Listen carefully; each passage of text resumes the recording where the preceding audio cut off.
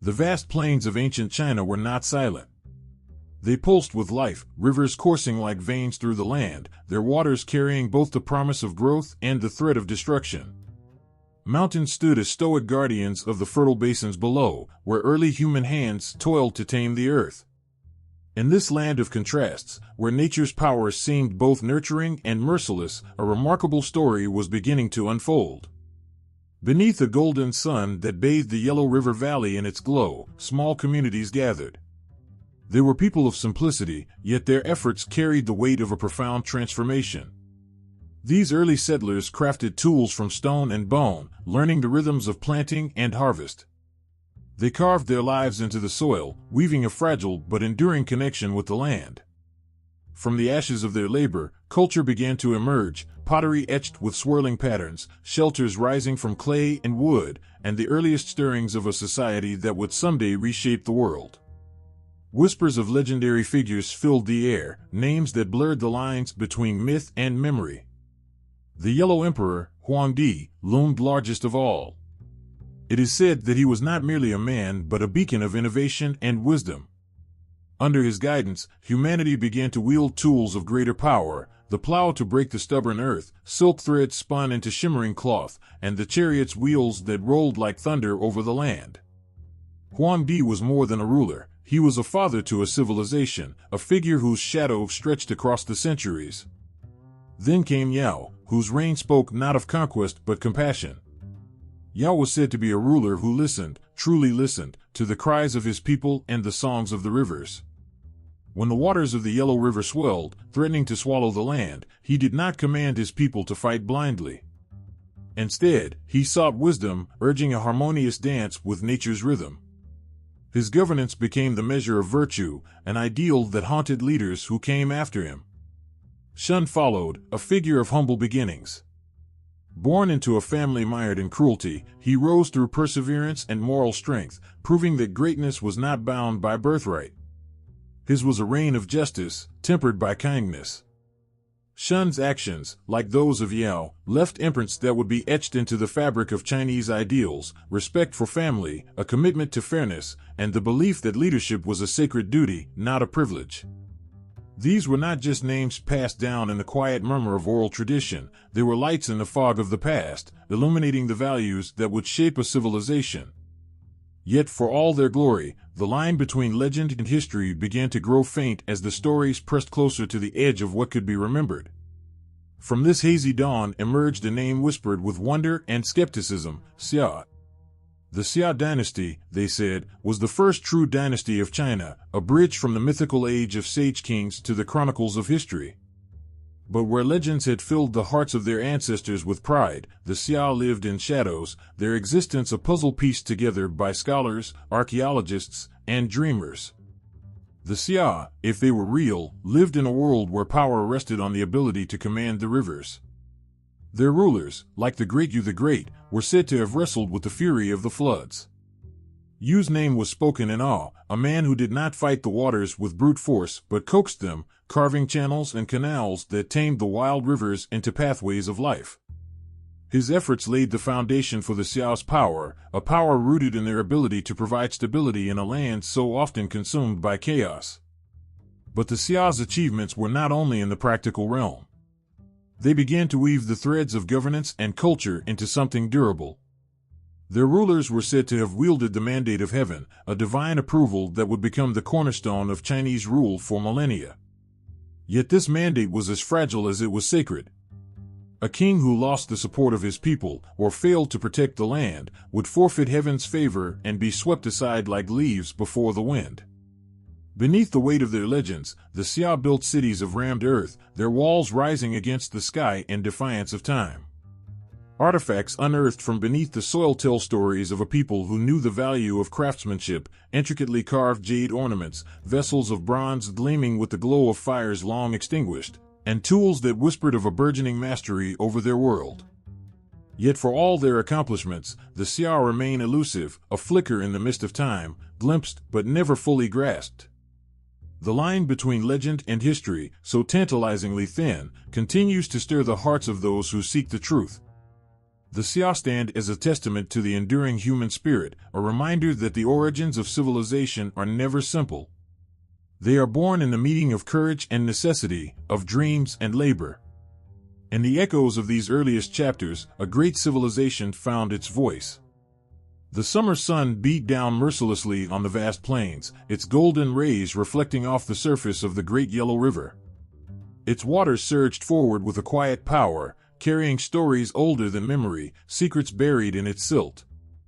Beneath this mighty flow lay a history that refused to speak clearly, fragments of lives, of tools, of dreams that hinted at a world long past.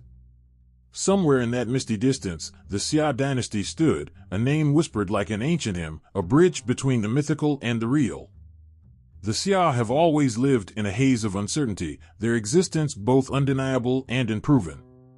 To some, they are the heartbeat of China's beginnings, a dynasty that marked the leap from scattered tribes to an organized society.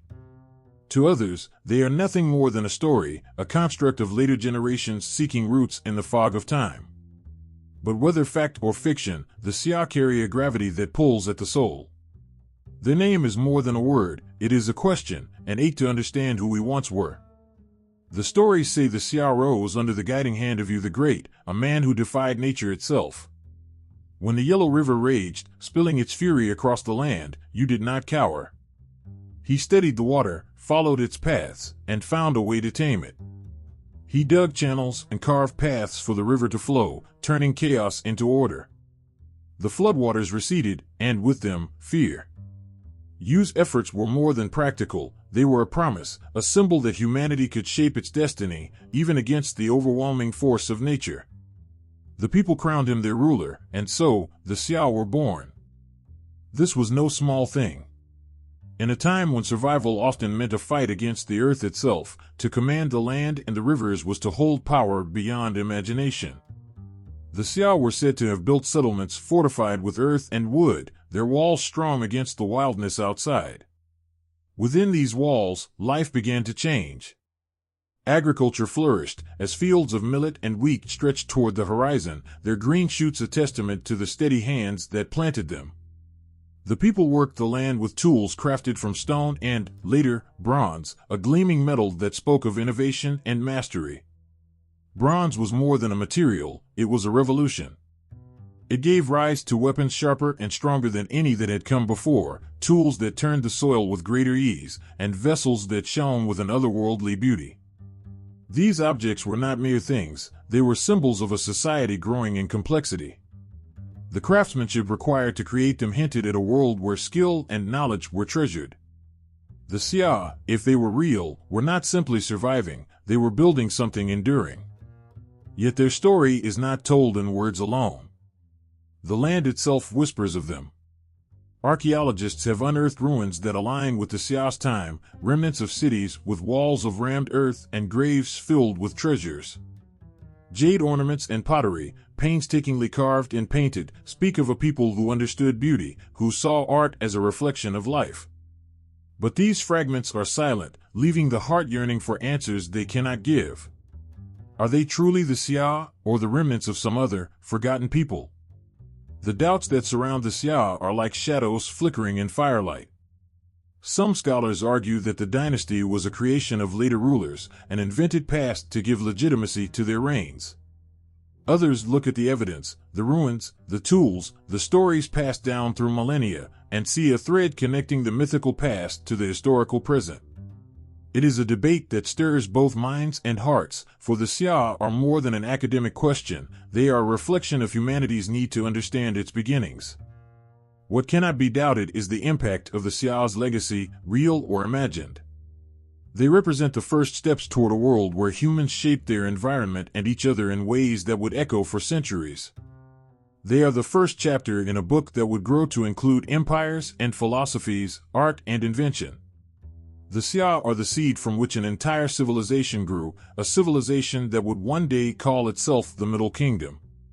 In the silence of the plains, where the wind carries the scent of earth and the river hums its ancient tune, the Xia remain.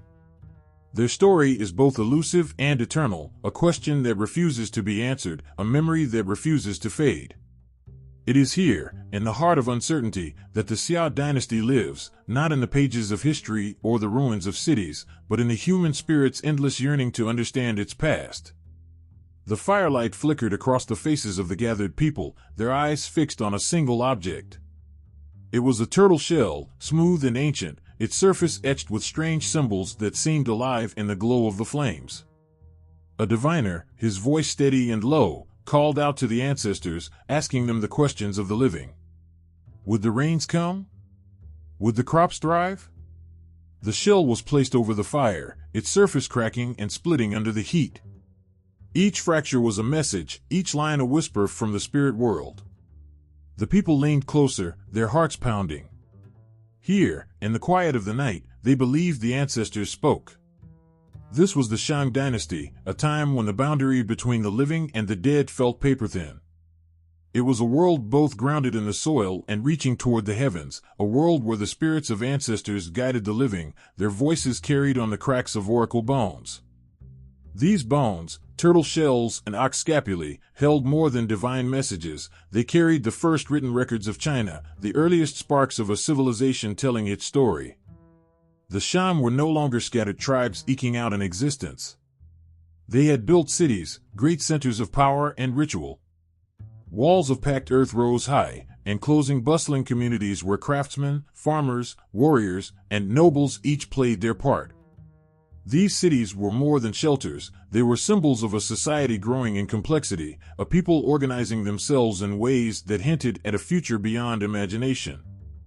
Inside these walls, life pulsed with purpose, from the clang of bronze tools to the rhythm of rituals that tied the living to the divine. At the heart of their cities stood the rulers, kings who were not merely men but intermediaries between heaven and earth. The Shang kings wielded power that stretched beyond armies and laws.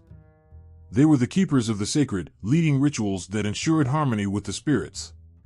Their authority came not just from swords and spears, but from their ability to connect their people to the unseen. Every decision they made, from war to harvest, was weighed against the will of their ancestors. The oracle bones, burned and broken, were both guides and witnesses to their rule. But if the Shang sought the favor of the heavens, they also conquered the earth. Bronze flowed like liquid fire from their furnaces, transforming into tools, weapons, and vessels of unparalleled beauty. This was the age of bronze, where human hands shaped metal with an artistry and skill that seemed almost divine. The Shang's bronze vessels, adorned with fierce Taotai masks and intricate patterns, carried more than food or drink. They carried meaning, symbols of power and reverence. To hold one was to feel the weight of a culture that believed the gods could be honored through beauty and precision. The warriors of the Shang marched with weapons forged from this same bronze.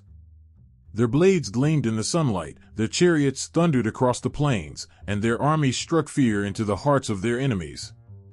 But war was not merely a means to conquer land, it was a sacred act, one that required the blessings of the ancestors. Battles were fought not just with weapons, but with prayers, sacrifices, and rituals meant to ensure victory. The clang of swords was accompanied by the chants of priests, the cries of warriors intertwined with the calls to the heavens. And yet, for all their might, the Shang did not see themselves as masters of the world.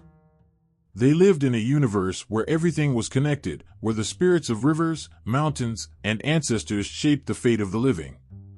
Their rituals were not mere performances, but acts of devotion, ways to maintain balance in a world that could so easily tip into chaos. The Shang believed that to forget the spirits was to invite disaster, to lose the favor of those who watched from beyond. The people of the Shang also believed in the enduring presence of their ancestors. Burial sites unearthed by archaeologists reveal the depth of this belief, tombs filled with treasures, weapons, and even human sacrifices meant to accompany the dead into the afterlife. These tombs were more than resting places, they were gateways, bridges between two worlds.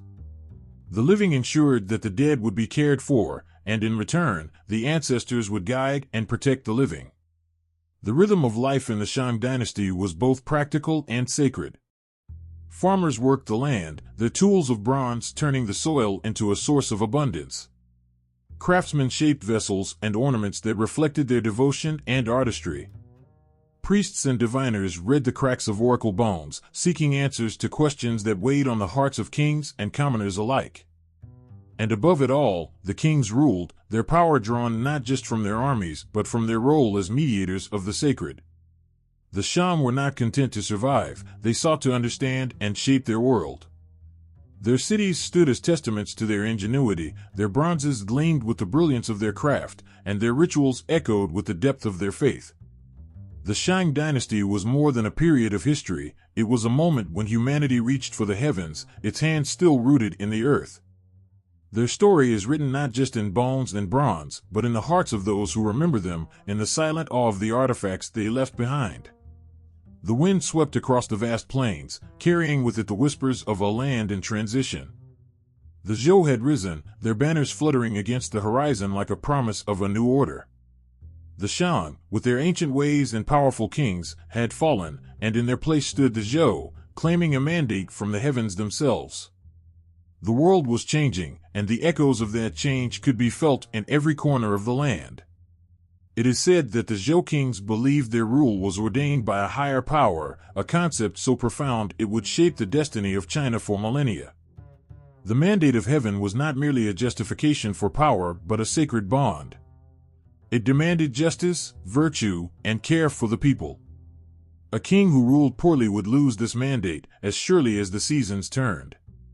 It was both a gift and a burden, and the Zhou carried it with the weight of those who understood its significance. The early Zhou period, known as the Western Zhou, was a time of order and structure. The Zhou kings divided their land into feudal territories, each ruled by lords who swore loyalty to the central throne. These lords governed their regions, collecting tribute and raising armies for their king. It was a system that seemed to bring stability, yet within it lay the seeds of future chaos. The bond between the king and his lords was delicate, a fragile thread of trust and power that would fray with time. In the bustling villages and towns of the Zhou lands, life thrived. Farmers tilled the soil, their efforts feeding a growing population. Artisans crafted tools, weapons, and vessels, their hands shaping the materials of a flourishing civilization. Yet beneath this surface of prosperity, the cracks were beginning to show. The feudal system that had brought unity began to falter as lords grew ambitious, their loyalty to the throne wavering with each passing generation. As the Western Zhou gave way to the Eastern Zhou, the once mighty central authority began to splinter.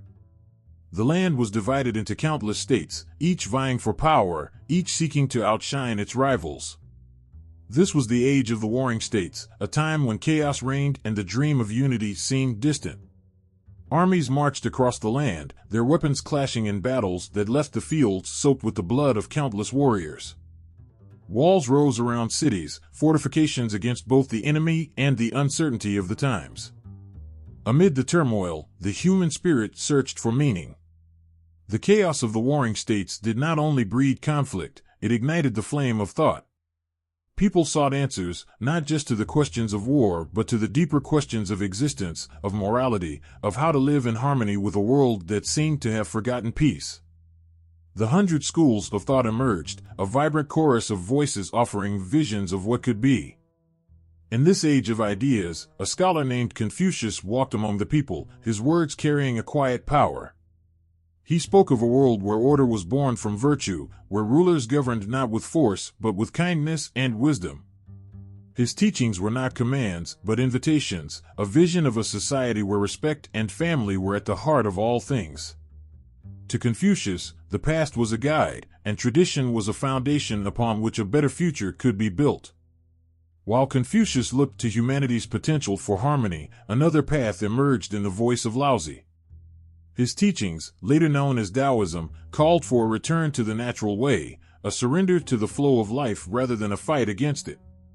The Tao, the Great Way, was not something to be controlled or understood, but something to be followed, like a river winding through the mountains. Laozi's wisdom spoke of simplicity and balance, a reminder that the answers often lay not in the noise of the world but in its quiet. These were not the only voices. Legalists argued for strict laws and harsh punishments, believing that order came not from virtue but from control. Maists preached universal love, a selfless care for all that transcended personal bonds. The 100 schools of thought were as diverse as the stars, each one shining its light into the darkness of uncertainty. They were born of chaos but carried the hope of clarity. As ideas blossomed, so too did advancements in technology and art. The Zhou were masters of bronze, their vessels and tools more intricate than ever before. The clang of metal on metal filled the air as craftsmen honed their skills, their creations both functional and beautiful. But bronze was not the only material to shape the age. Iron began to emerge, its strength offering new possibilities, its introduction marking the dawn of another transformation. The Zhou dynasty was a time of contrasts, of unity and division, of chaos and creativity, of war and wisdom. The mandate of heaven, that sacred trust, was tested as never before, its promises both upheld and broken. In the halls of kings and the streets of villages, the people lived with the weight of change, their lives intertwined with the currents of history. And even as the Zhou kings saw their power slip away, their legacy endured, written not just in the records of rulers, but in the hearts of philosophers and the spirit of a people striving to find their way. The clang of iron echoed through the air as soldiers marched in perfect unison, their armor gleaming under the relentless sun. Across the land, flags bearing the symbol of the Qin flew high, their crimson banners a stark declaration of power. It was a moment unlike any before, when the warring states were no longer fractured pieces of a broken puzzle. The land had been forged into one under a single ruler, a man whose name would ripple through eternity, Qin Shi Huang. He was not a king but an emperor, the first to claim that title in China's history. His vision was unlike anything the world had seen. For centuries, the land had been divided, torn apart by rivalries and bloodshed, but Qin Shi Huang did not see borders, he saw a single nation, vast and unyielding. His rise was not gentle, his rule not kind.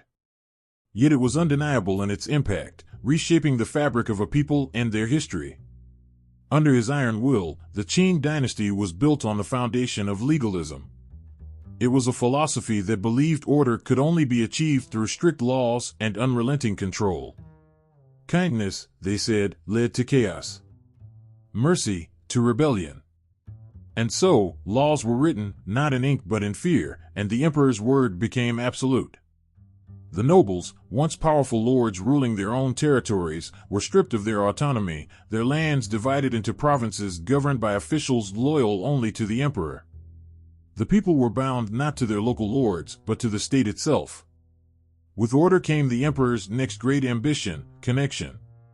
Roads stretched across the empire, wide enough to carry armies, trade, and messages with unmatched speed. Currencies, weights, and measures were standardized, and even the written language was unified, ensuring that every corner of the empire spoke the same words, measured the same goods, counted the same coins. It was not merely governance, it was the creation of a single identity, a shared destiny. Yet Qin Shi Huang's vision extended beyond the present. He saw threats in every direction, both from the living and the dead. To the north, nomadic tribes loomed, their raids a constant reminder of vulnerability. The emperor commanded the construction of a barrier that would protect his empire, a wall, stretching across the mountains and deserts, its stones carried by countless hands. The Great Wall was more than a structure, it was a testament to his determination, built with the sweat and lives of thousands. For every brick laid, there was a price paid in sacrifice. The wall did not simply guard the land, it bore the weight of the lives it had claimed. Even death could not quench the emperor's fear of losing what he had built. His obsession with immortality became a driving force, leading him to seek elixirs and alchemists who promised eternal life. But the same man who unified a nation could not escape the inevitable, and in his fear, he sought a way to command even in death. Beneath the earth, in a tomb so grand it defied imagination, he built an army to protect him in the afterlife. Thousands of terracotta soldiers stood in formation, each one unique, their faces frozen in eternal vigilance. They carried weapons, drove chariots, and guarded the emperor's resting place with the same determination that had marked his rule. The soldiers were not merely statues, they were a reflection of the emperor himself. Their detail, their discipline, their sheer number spoke of a man who had left nothing to chance. They stood as silent witnesses to his ambition, their presence a reminder of the price paid for unity, for empire, for immortality. The people who sculpted them, the laborers who toiled day and night, would never see the fruits of their work. Their names were lost to history, their lives swallowed by the vastness of the emperor's dream. But dreams have shadows, and Qin Shi Huang's reign was not without its cost. The laws that unified the land also crushed its spirit. Books that questioned his authority were burned, scholars silenced, and dissent met with ruthless punishment. The Great Wall, the roads, the terracotta army, all came at the expense of those who labored under the weight of his vision. For every achievement, there was suffering. For every triumph, a sacrifice. Yet the land he shaped bore the mark of his rule long after his passing. The fields tilled by farmers, the goods traded along the roads, the words etched in stone, all carried the legacy of an emperor who refused to see the world as it was and demanded it become something greater. His empire was not one of kindness or compassion, but it was unyielding in its purpose. And though his dynasty was fleeting, collapsing soon after his death, its echoes remained, a foundation upon which future generations would build. The Qin Dynasty's story is etched in the stones of the Great Wall, in the faces of the terracotta warriors, and the roads that stretched toward horizons once unreachable. It was a time of unification, of ambition so vast it burned like a flame, consuming everything in its path. It was a chapter in history where the will of one man reshaped a nation, leaving a mark that time itself could not erase. The desert stretched endlessly, the golden sands rippling under the merciless sun. A caravan moved steadily forward, its camels laden with silk so fine it shimmered like water. The traders, their faces weathered by countless journeys, spoke in hushed tones of distant lands, places where their silk would be exchanged for glass, spices, and horses of unmatched beauty. The Silk Road was alive, a lifeline that tied together empires and peoples, carrying more than goods. It carried stories, ideas, and dreams. The Han Dynasty had risen from the ashes of the Qin, bringing with it an age of stability and splendor that would shape history. The chaos of past wars seemed like a distant nightmare as the empire expanded, its borders touching lands once thought unreachable. Han rulers, with their wisdom and strength, understood the value of unity and prosperity, weaving their people together like the threads of silk that symbolized their age. Trade flourished, but it was not merely silk that flowed along the ancient roads. Spices from India, jewels from Persia, and glassware from Rome made their way into the bustling markets of Chang'an, the imperial capital. Each item carried whispers of a world beyond, a world that grew closer with every caravan. Yet, the Silk Road was not just a path of riches, it was a bridge of cultures, bringing the philosophies of the East and West into conversation. The goods exchanged told stories of their makers, their lands, and their lives. Within the empire, life thrived under the steady guidance of Confucian principles. The Han emperors embraced these teachings, using them as the foundation of their statecraft. Society was ordered like a great family, with the emperor as the head, his role not one of tyranny but of care. Beneath him, scholars guided the government, their wisdom shaping policies that brought harmony and fairness to the land. The people, from farmers to artisans, felt the strength of this structure, their lives tied to the rhythm of the seasons and the stability of the state. The fields were alive with the sounds of labor, farmers working tirelessly to grow the grain that fed the empire. Tools became more advanced, crafted with the precision of a people who understood the value of innovation. In workshops and foundries, artisans shaped tools and weapons, their skill driving the engine of progress. Yet it was not just the practical that flourished. Han craftsmen created objects of beauty, jade carvings, silk paintings, and bronze vessels that told the story of their world. In the shadow of this prosperity, scholars looked to the skies and the earth, seeking answers to questions that had lingered for centuries. Advances in astronomy allowed them to map the heavens with precision, their observations tied to the rhythms of planting and harvest. Medicine, too, made great strides, as healers learned to balance the forces of yin and yang within the human body, treating ailments with techniques that would endure through the ages. Paper, a humble invention, emerged during this time, revolutionizing the way knowledge was recorded and shared. The Han people were not content to merely survive, they sought to understand, to innovate, to leave a mark that would endure. And yet, for all their achievements, the Han were not untouched by struggle. The vastness of their empire, which had once seemed their strength, became a burden.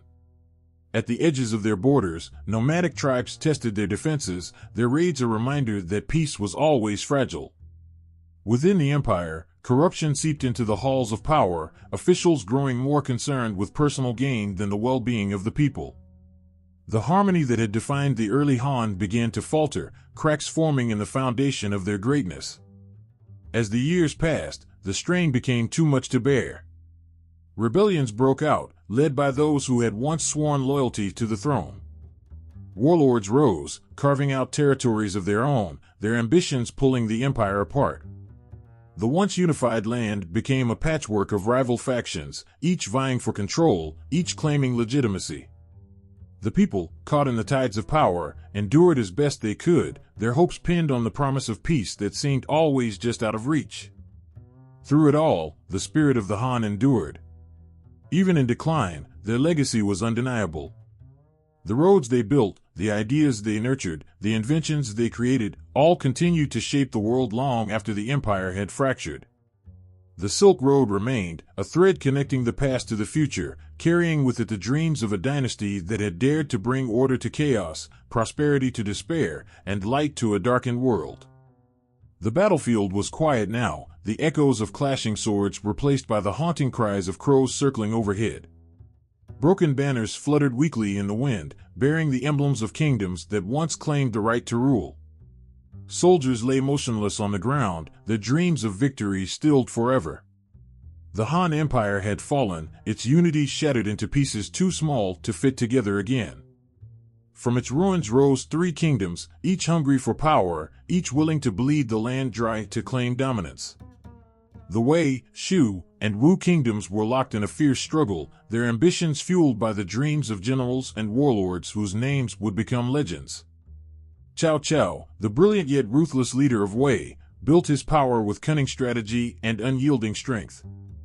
In Shu, the idealistic Liu Bei sought to restore the lost glory of the Han, his banner a symbol of loyalty and hope.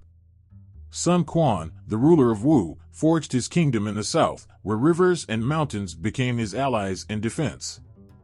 Their battles were epic, marked by moments of incredible valor and bitter betrayal. Armies clashed on the open plains, their warriors driven by loyalty, fear, or greed. Strategists like Zhuge Liang, whose wisdom seemed otherworldly, shaped the outcomes of wars with plans that unfolded like intricate games of chess. Yet for all their brilliance, the kingdoms could not escape the weight of their division.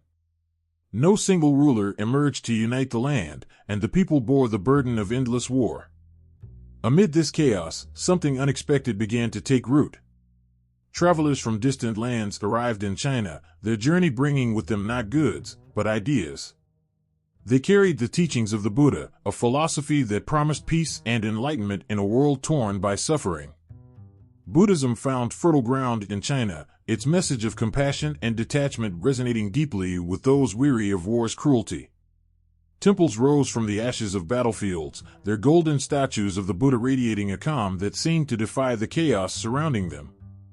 The teachings blended with China's own traditions, creating a unique expression of faith that touched every corner of society. Scholars pondered the words of the sutras, while common folk lit incense and whispered prayers for mercy and protection.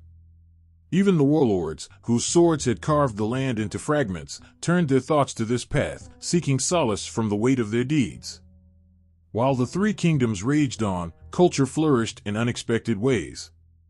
Poets, artists, and musicians found inspiration in the turmoil, creating works that spoke of longing, loss, and the fleeting nature of life. Calligraphers' brushes danced across silk and paper, their strokes capturing the essence of a world both beautiful and broken. This era, though marked by bloodshed, was also a time of profound creativity, a paradox that only deepened its poignancy. The three kingdoms eventually fell, their ambitions crumbling under the strain of endless conflict. In their place rose the Qin Dynasty, a glimmer of unity amid the darkness. The Western Qin, led by Sima Yin, sought to reunify the land, declaring an end to the divisions that had scarred the people for so long. For a brief moment, there was peace, a fragile silence that seemed almost unreal after so many years of war. But peace built on fragile foundations cannot last. Internal strife, corruption, and the ambitions of powerful families tore the Western Qin apart, and the empire splintered once again. The Eastern Qin emerged from the wreckage, its court nestled in the south, where the Yangtze River offered protection from the turmoil of the north. Here, the Qin rulers clung to power, their grip tenuous but determined. Even in the face of constant upheaval, the flame of culture burned brightly. The Qin period saw the refinement of art and literature, its scholars crafting works that celebrated the resilience of the human spirit. Painters captured the majesty of mountains and rivers, their landscapes a tribute to the enduring beauty of the natural world. Philosophers engaged in debates that sought to reconcile the chaos of the present with the wisdom of the past. And through it all, Buddhism continued to grow. Monks traveled across the empire, their robes simple yet their words profound. They brought with them stories of far-off lands and sacred texts that spoke of a path beyond suffering. Pilgrims journeyed to India, the birthplace of the Buddha, seeking wisdom to bring back to their own people. The faith became a bridge, connecting China not only to its neighbors but to the very essence of the human soul. The Qin Dynasty, like those before it, was shaped by both glory and tragedy. It was an era of fleeting unity, of great cultural achievements born from a fractured world. The people, despite the weight of constant change, found ways to endure, to create, and to hope. Their resilience, like the rivers that flowed endlessly across the land, carried them forward, even as the storms of history raged around them. The air shimmered with the sound of a zither, its gentle notes weaving through the twilight like whispers of a forgotten world. Beneath the spreading branches of an ancient tree, a poet sat cross-legged, brush in hand, capturing fleeting moments in strokes of ink. Above, the sky blushed with the hues of a setting sun, a canvas of beauty that seemed to hold the weight of centuries. This was an age of division, yet one where the human spirit found ways to soar. China, fractured into the southern and northern dynasties, was a land of contrasts. The south, cradled by rivers and mountains, held a refined elegance in its courtly manners and cultural pursuits. The north, shaped by the rugged steppes and waves of nomadic influence, exuded a raw vitality and resilience. Their differences could not have been sharper, yet each side found its own rhythm, its own expression of what it meant to endure and create. The southern dynasties, with their capital at Jiankang, became a haven for art and poetry. Scholars and officials, their robes flowing like ripples in a calm lake, gathered to share their verses and ideas. Calligraphy reached unparalleled heights, as brushstrokes captured not just words, but the very essence of emotion. The flow of ink, sometimes bold and sometimes tender, mirrored the uncertainties of the time. A single character could hold a universe of meaning, a testament to the precision and beauty of the written word. Painters in the South turned their gaze to the natural world, their works filled with serene landscapes of misty mountains and winding rivers. These were not just scenes, but reflections of the heart, places where the soul could find solace amid chaos. The people of the South, displaced by war and turmoil, poured their longing and hope into their creations. The art spoke of a yearning for peace, a desire to hold on to beauty even when the world seemed to crumble. In the North, life carried a different rhythm. The rulers, many of them of non-Han origin, embraced the culture they had come to govern while also blending it with their own traditions. Buddhism flourished in the northern courts, where patrons built grand temples and commissioned statues of breathtaking scale.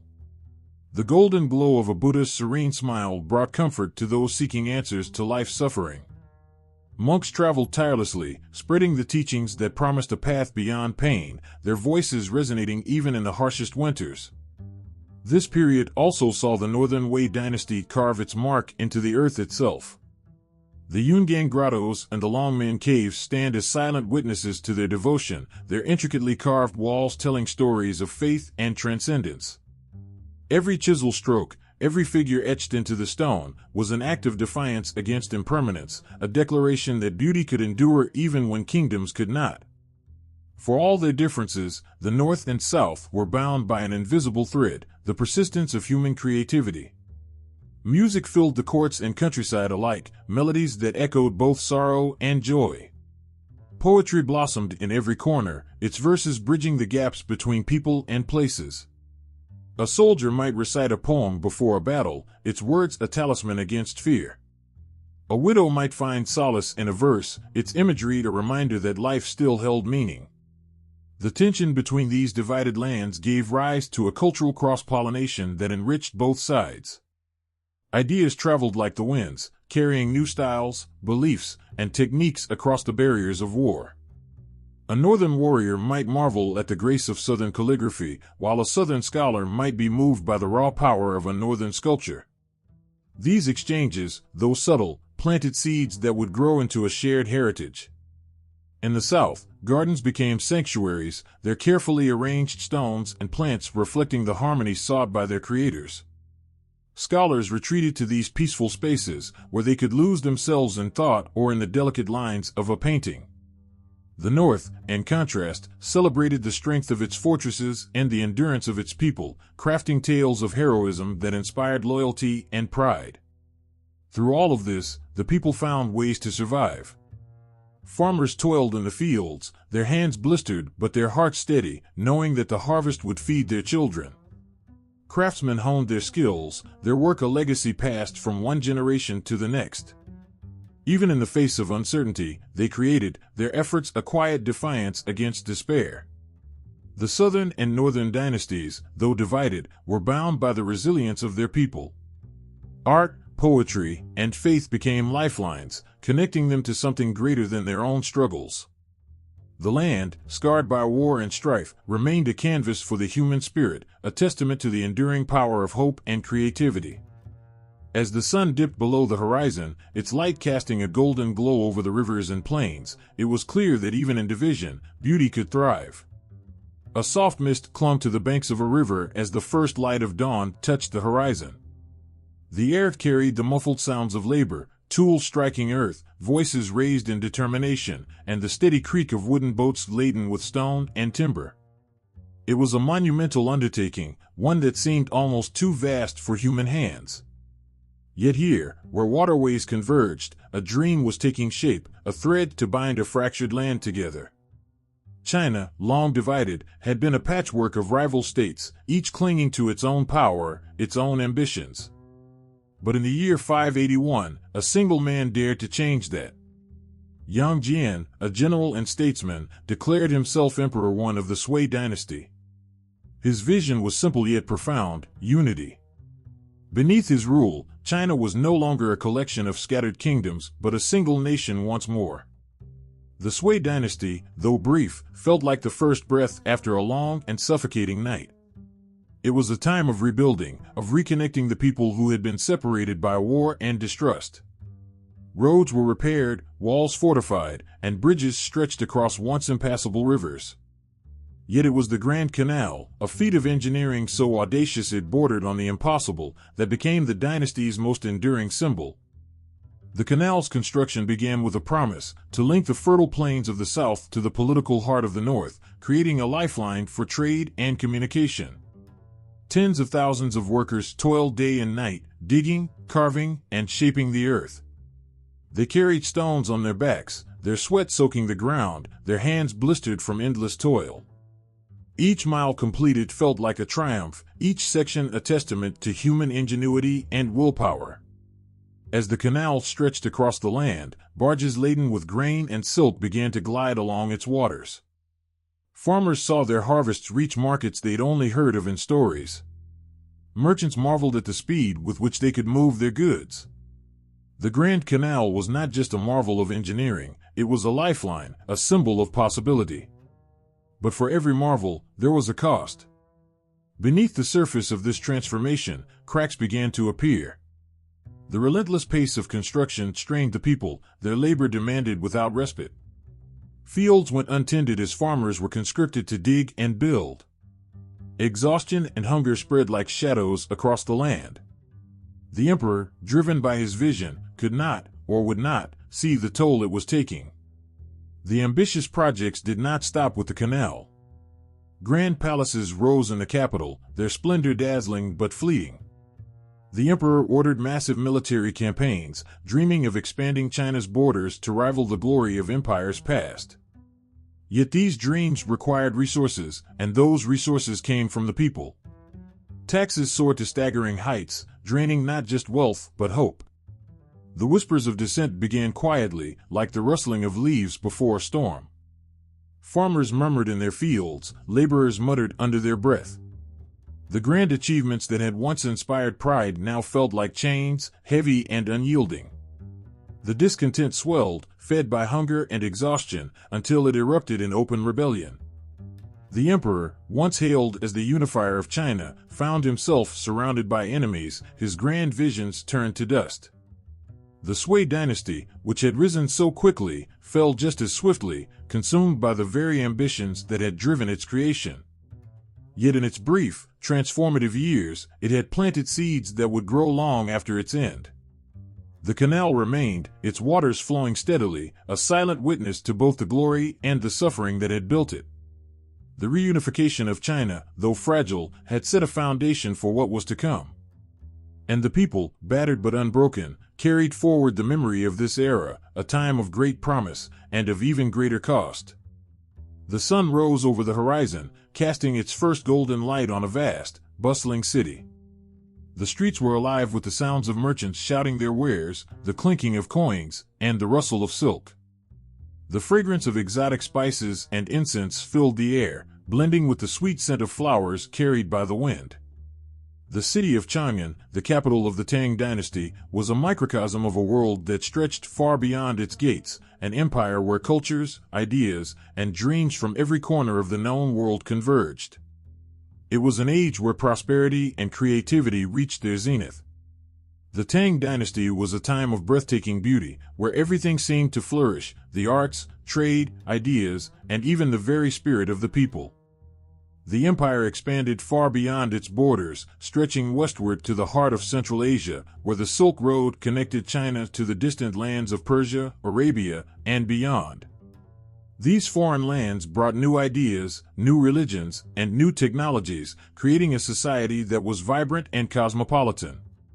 The streets of Chang'an were lined with shops selling goods from distant lands, silks from the Far East, spices from the deserts of the West, and gems from the mountains. The markets were filled with travelers who spoke in a dozen different tongues, but there was a shared language in the bustling crowds, the promise of wealth, the hope of a better life, the excitement of possibility. This was a city where the world met, where cultures blended, and where ideas flourished. At the heart of this golden age were the people themselves. Scholars, poets, musicians, and artists created works that would be admired for centuries. The court itself became a place where the greatest minds and talents of the age gathered, creating a cultural renaissance that would leave an indelible mark on China's history. The poetry of Li Bai and Du Fu captured the beauty of nature and the complexities of life, their words so rich and full that they resonated through the ages. Calligraphy reached new heights of sophistication, and painting became more than just a craft, it became a way of seeing and understanding the world. But it was not just art that flourished. The Tang Dynasty saw great advances in science and technology, many of which changed the world forever. The invention of woodblock printing, for example, made books and knowledge more accessible than ever before, spreading the written word across the empire and beyond. Medicine, mathematics, and engineering also saw breakthroughs that laid the foundation for future advancements. Religiously, the Tang Dynasty was a time of great openness and tolerance. Buddhism, Daoism, and Confucianism coexisted side by side, each offering a unique path to understanding the universe. Buddhism, with its promise of enlightenment and peace, found a deep and lasting home in China. Temples and monasteries rose across the land, their incense-filled halls becoming places of reflection and spiritual growth. Daoism, with its reverence for nature and the flow of life, offered a different path to harmony. And Confucianism, with its emphasis on order, respect, and duty, remained the foundation of the imperial system and the social structure. Together, these beliefs created a dynamic spiritual landscape where different schools of thought influenced one another, blending into something uniquely Tang. The emperor, seen as both a political and spiritual leader, sought to balance the needs of the empire with the teachings of these philosophies, ensuring that they worked in harmony. It was a time when intellectual exchange was encouraged, when scholars could debate freely and freely exchange ideas. Yet, even as the Tang dynasty reached its peak, the cracks began to show. The prosperity and stability of the empire began to unravel in the face of rebellion and internal strife. The very power that had once unified the land now seemed to weaken, as regional warlords and provincial governors grew more powerful and less willing to bend to the will of the emperor. The turning point came in the middle of the 8th century, when the Lushan rebellion broke out. It was a rebellion that tore through the heart of the Tang Empire, shaking it to its core. Lushan, a general once loyal to the emperor, raised an army and marched against the capital, Chang'an. The rebellion plunged the empire into chaos, leading to the loss of countless lives and the destruction of much of the prosperity that had been built over centuries. Though the rebellion was eventually quashed, the Tang dynasty would never fully recover. The cost of war, the loss of control, and the erosion of central authority weakened the empire's grip on power. The years that followed were marked by division and decline. The once thriving capital of Chang'an, now scarred by war and strife, seemed a shadow of its former self. The great cultural achievements of the Tang era, the poetry, the art, and the scholarship, still endured, but they were now seen through the lens of a once great empire's fall. The splendor of the past seemed all the more poignant, as the future seemed uncertain and fragile. And yet, in the midst of this decline, there remained a quiet strength. The people of the Tang dynasty, though battered by the ravages of rebellion and war, still held on to the ideals and dreams that had brought them prosperity. The ideas of Buddhism, Daoism, and Confucianism continued to shape the culture, offering a sense of peace, reflection, and stability even in the face of uncertainty. The arts, though now less celebrated, continued to flourish in small, intimate circles. The echoes of Li Bai's poetry still reverberated in the hearts of those who listened closely, and the elegant strokes of calligraphy still found their way onto scrolls in quiet, dimly lit rooms. The Tang dynasty had been a time of unparalleled cultural and economic prosperity, a time when China seemed poised to conquer the world with its wealth, its knowledge, and its spirit. But it was also a time of great fragility, where the very forces that had built the empire, ambition, pride, and power, also led to its downfall. The story of the Tang is one of breathtaking beauty and painful loss, a reminder that even the most glorious of dynasties can be brought low by the very forces that helped them rise. The streets of the city hummed with life as merchants from every corner of the empire and beyond gathered, their carts spilling over with spices, silk, and porcelain. The air was thick with the sounds of chatter, the clink of coins, and the soft rustle of paper, each sheet carrying the weight of knowledge, of stories, of an empire pushing forward into the future. The Song dynasty, still young, seemed to pulse with energy, a civilization in full bloom, bursting with promise and innovation. It was a time when the world itself seemed within reach, when progress seemed unstoppable, yet danger was never far behind. In the distance, the city's skyline gleamed, a sea of rooftops and towering pagodas. The Song capital, Hangzhou, stretched across the horizon like a living, breathing entity. The streets were lined with shops that never closed, filled with every possible good, from exotic perfumes to the finest teas. Above the chatter of the marketplace, the sound of scrolls unfurling echoed through the homes of scholars and philosophers. There was a thirst for knowledge unlike anything the empire had seen before. The people were eager to learn, to build, to create. The urban centers swelled, pulsing with life, as commerce and culture intertwined in a dance that stretched across generations. But amid all the growth and bustling activity, something else was quietly happening. An unseen hand was turning the wheel of progress, shaping the future with each new invention, each breakthrough that would forever change the world. The Song dynasty became a hotbed for technological innovation, where the impossible became a reality. The first printed books, made from woodblocks, began to spread knowledge far and wide, opening the doors of learning to the masses. The idea of printing had been around for centuries, but it was during the Song dynasty that it was perfected. The written word could now travel farther than ever before, faster than anyone had dreamed. The city's workshops hummed with activity, as brilliant minds tinkered with new ideas. Gunpowder, which had been discovered in earlier dynasties, was now being refined and used in ways that would change the course of warfare forever. Firearms and bombs, which seemed like the stuff of dreams, now became reality in the hands of the Song engineers. The balance of power began to shift, not just within China's borders, but across the entire region. The Song were not just building walls, they were building a new world. But while the Song dynasty soared in innovation, it was also haunted by the specter of vulnerability. In the north, the Liao and Jin empires pressed in, their armies ever encroaching, threatening the very foundation of the Song's hard-earned peace. The government, rich in ideas and wealth but weak in military strength, struggled to hold the northern frontier. Despite their advancements, the Song were caught in a dangerous game, one where innovation and culture could not always protect them from the swords and arrows of invading armies. The northern invaders were relentless. The Song Empire, for all its brilliance, was slowly being suffocated by forces beyond its control. Each battle fought, each territory lost, was a reminder of the empire's fragility. And then came the Mongols, sweeping across the steppes with an unstoppable force, turning the world upside down. The Mongols, led by the fierce Genghis Khan, carried with them the promise of destruction. It was as if the Song's golden age, its hope, its prosperity, was being swallowed by a storm, an unstoppable tide. Despite the military and economic struggles, the Song dynasty never lost its cultural shine. Scholars still gathered, debates still flourished, and the arts continued to thrive.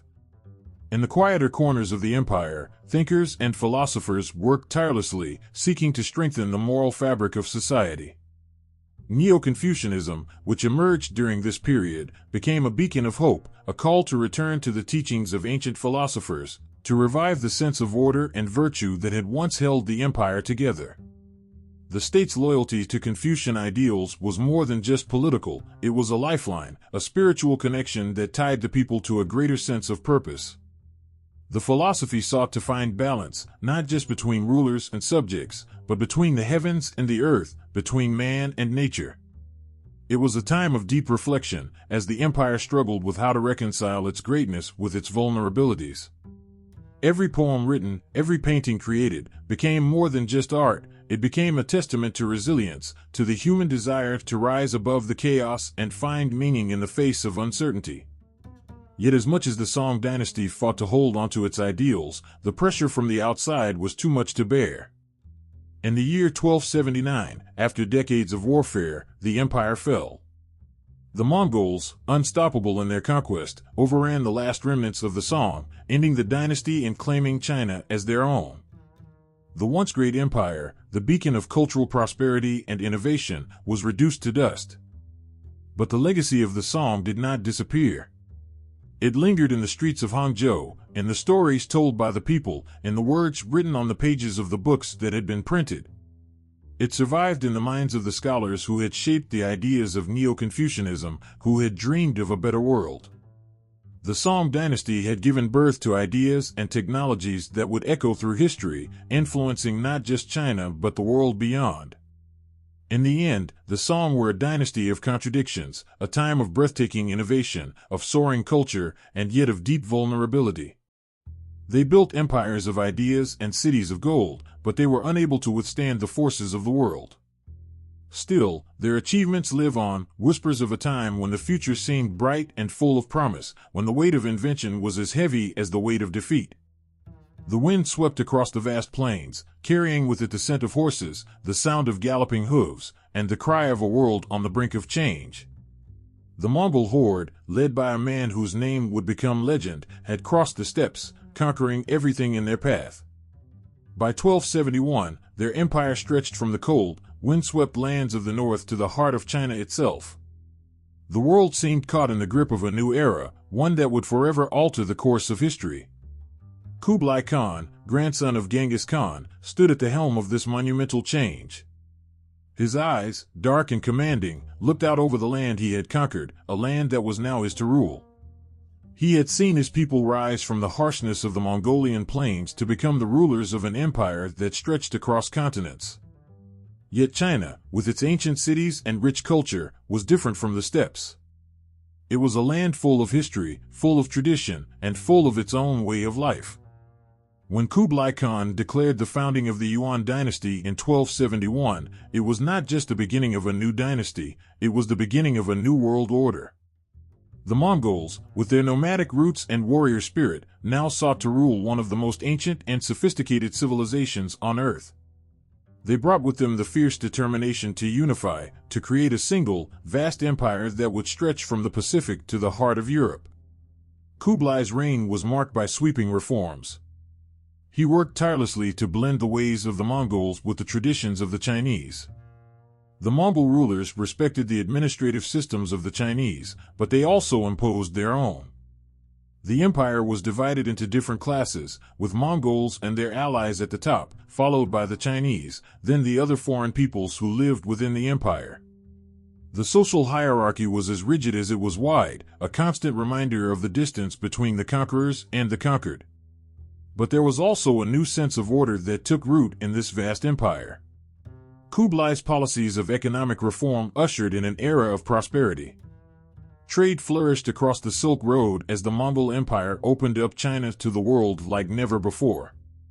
Merchants traveled freely across the empire, their goods flowing from one corner of the world to the other.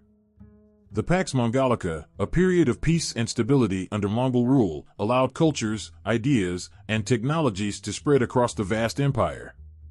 For the first time in centuries, people could travel vast distances without the fear of war or robbery. The world was connected in ways it had never been before. Yet, despite the economic growth and stability, there was a deep undercurrent of tension. The people of China, who had once been the dominant force in East Asia, found themselves ruled by foreign conquerors.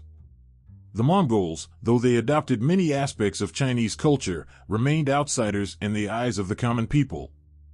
The Chinese people had lived under their own dynasties for centuries, and now they were faced with rulers who spoke a different language, followed different customs, and worshipped different gods. For many, the presence of the Mongols was a constant reminder of their loss. Resistance to Mongol rule began to grow, especially in the later years of the Yuan dynasty. Peasants, discontent with heavy taxes and forced labor, began to rebel. Scholars and officials, once loyal to the Chinese emperors, found themselves in conflict with the Mongol rulers, whose foreign ways seemed to threaten everything they had known. The once great cities of China, filled with the wisdom of 1,000 years, now stood as symbols of a power that seemed to be slipping away. For many, the Mongols were an unwelcome presence, an occupying force that could never truly understand the people they ruled. In the streets of the cities, whispers of rebellion grew louder. The once vibrant markets, now filled with Mongol merchants and Chinese peasants alike, seemed to pulse with a sense of unease. The people of China were caught between the weight of their history and the reality of their present. It was as if the very ground beneath their feet was shifting, and they were being carried along by forces beyond their control.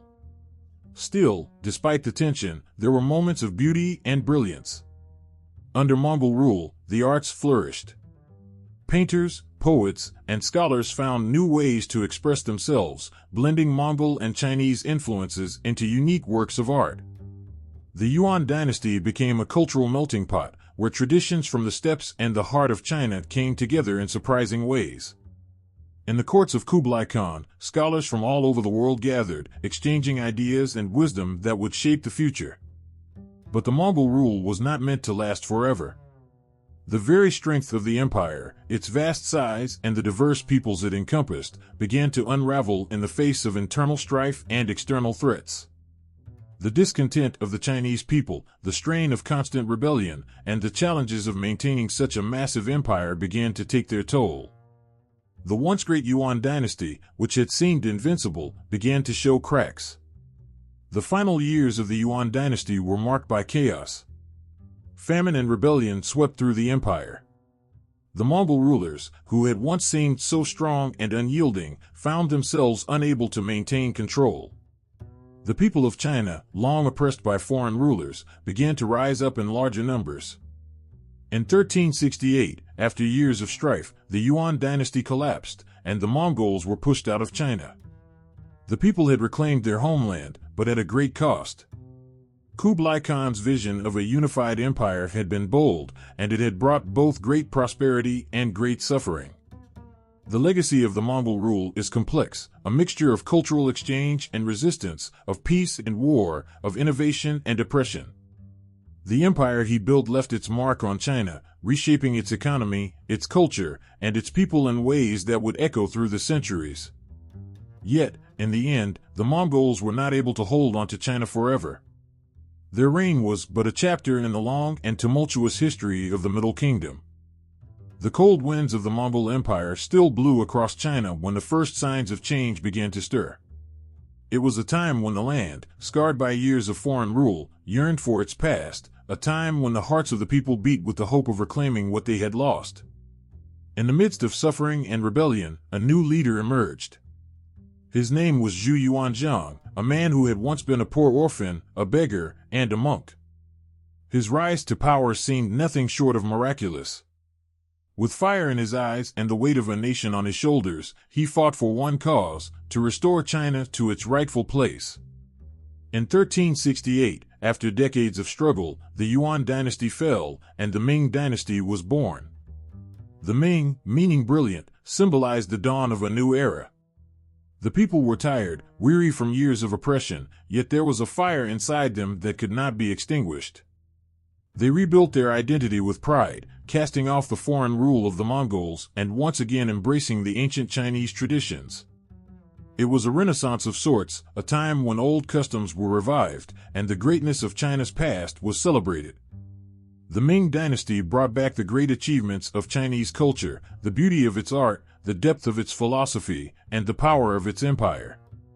Under the new emperor, China began to rise again. Yet, beyond the borders, a whispering wind called to the Chinese people, a call to the seas.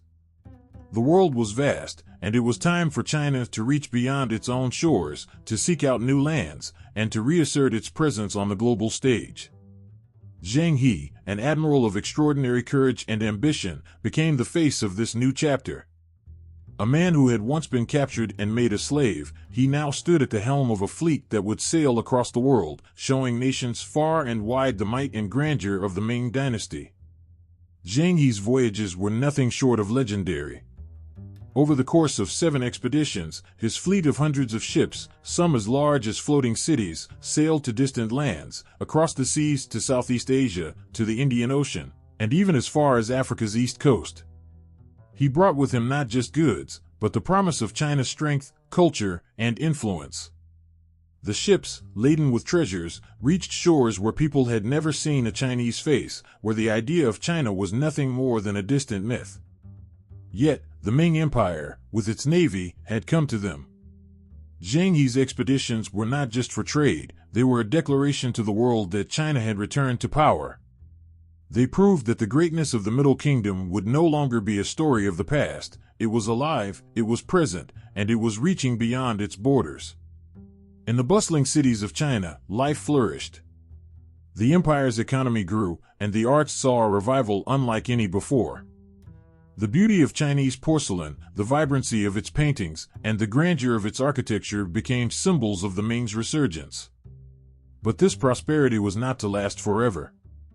Just as the great walls of the Forbidden City were being built and the streets of Beijing filled with life, darker clouds began to gather on the horizon. Beneath the surface of this newfound prosperity, corruption began to fester, like a wound slowly spreading. As the emperor's court became more insular and disconnected from the lives of the common people, the empire's foundations began to crack.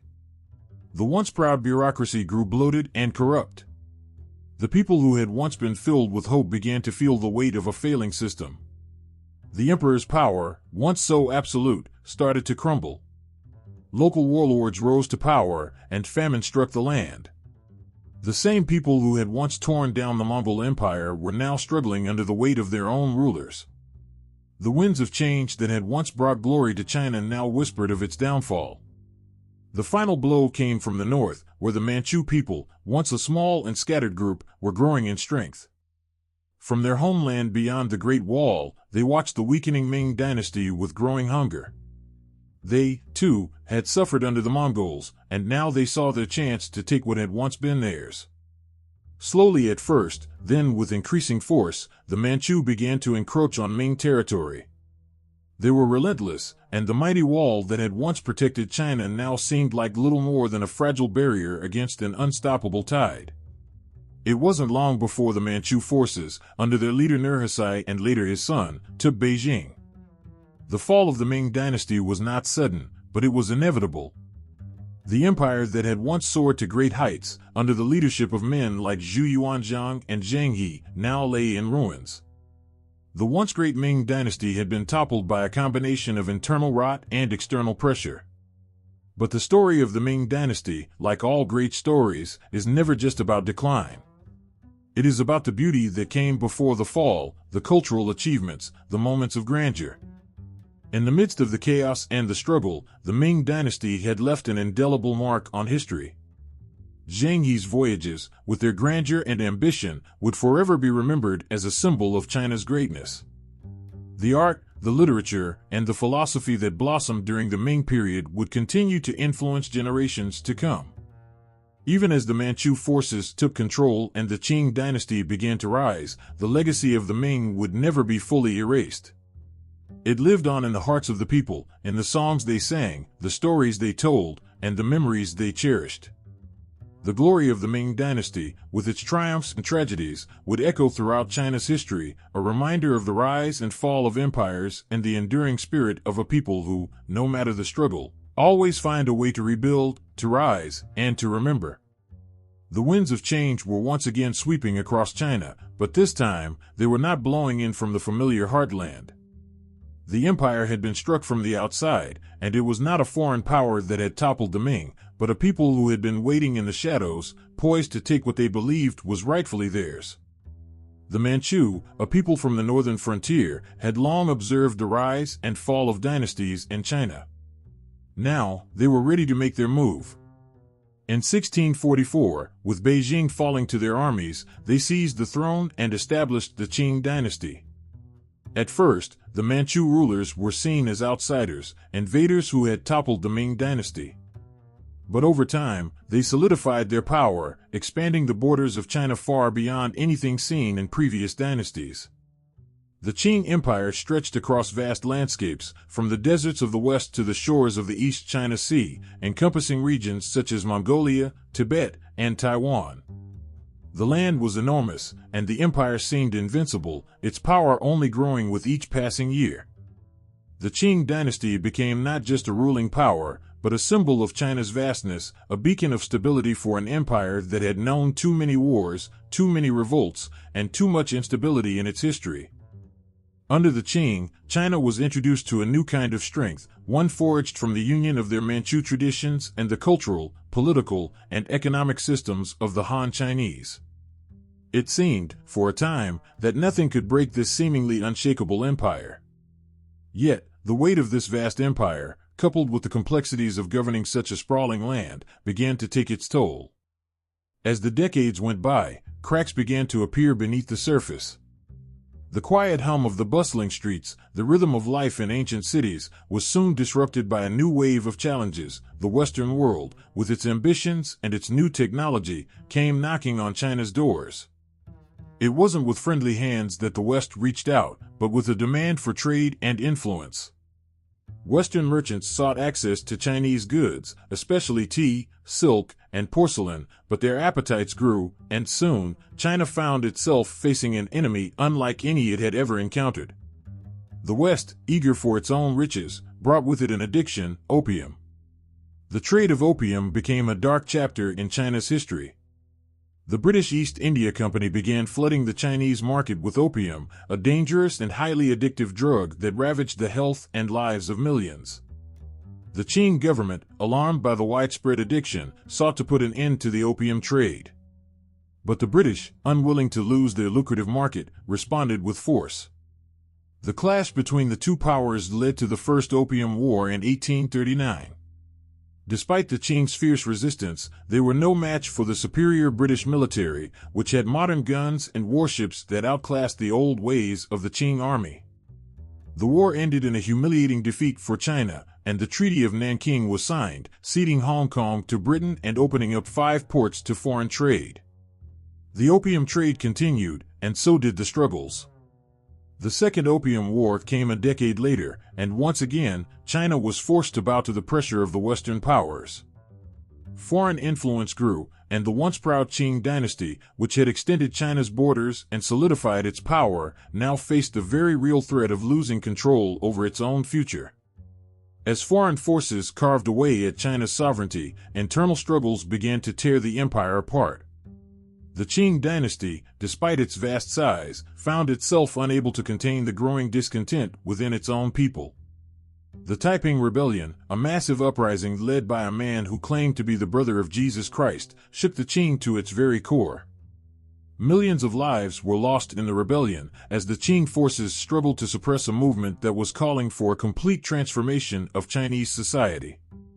For the first time in centuries, the very foundation of the empire seemed in jeopardy.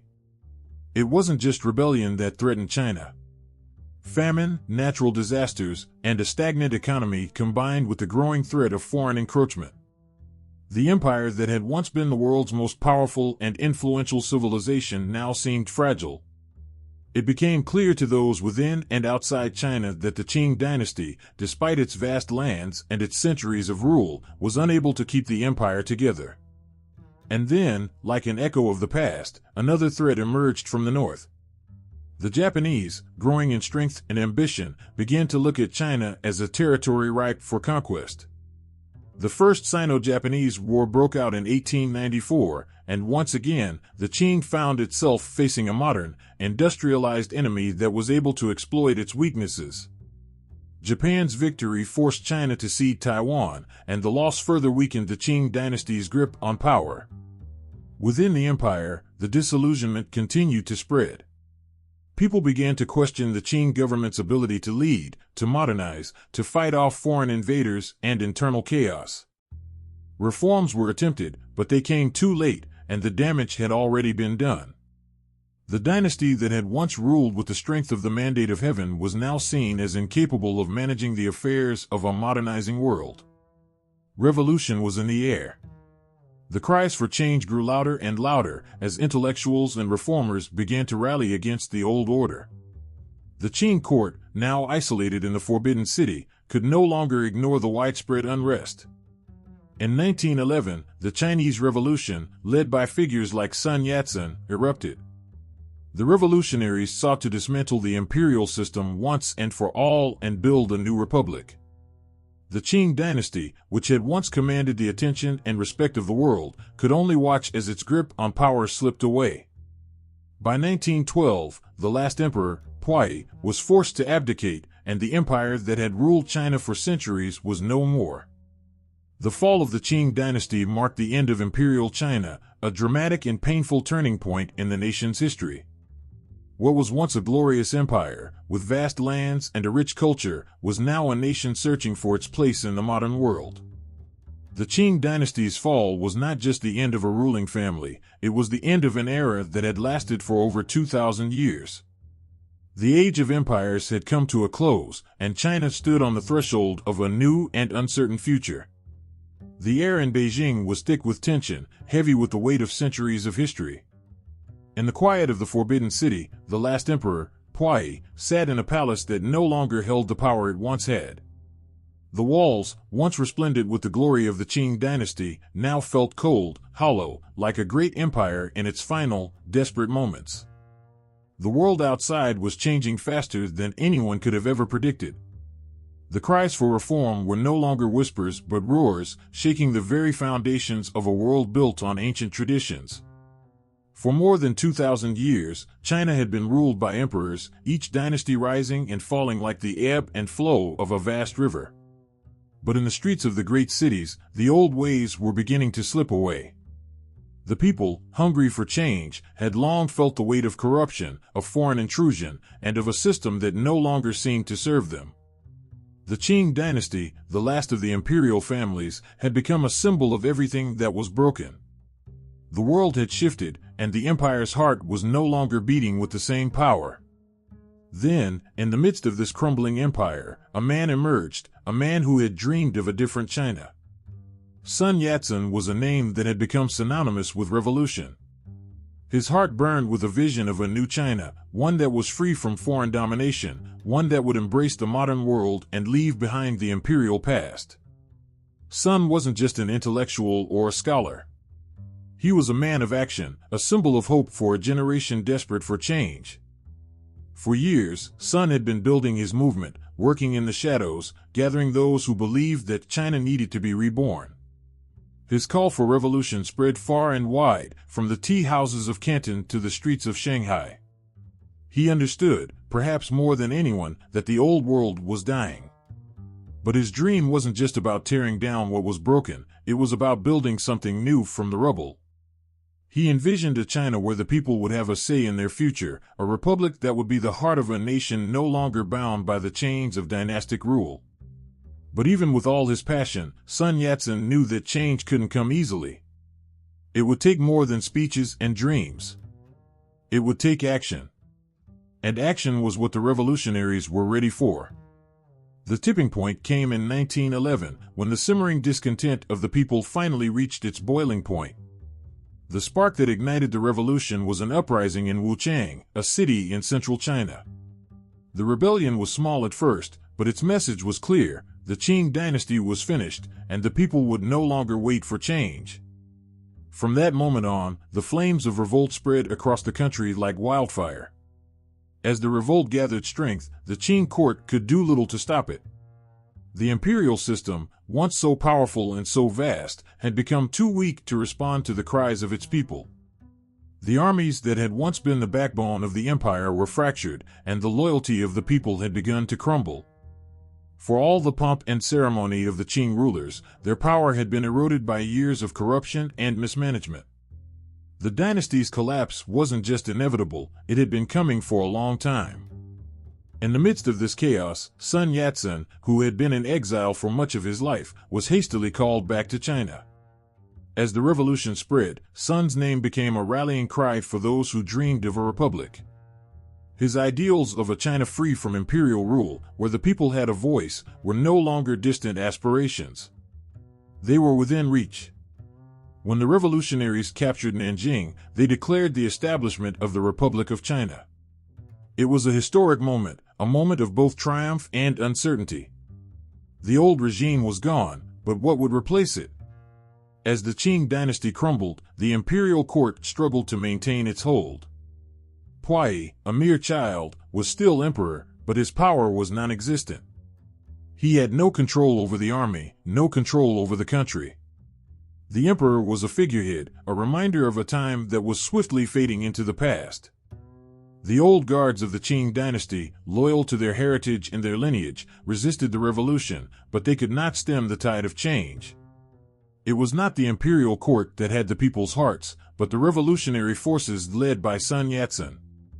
The collapse of the Qing dynasty was not a single moment, but a slow unraveling, a long series of events that led to the end of the imperial age. It was a death not of one individual, but of an entire way of life.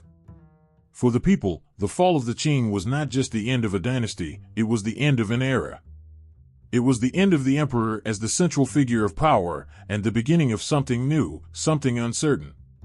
The republic that Sun Yat-sen dreamed of was born in the heat of battle, in the pain of loss, and in the hope of a brighter future. But the road ahead was not smooth.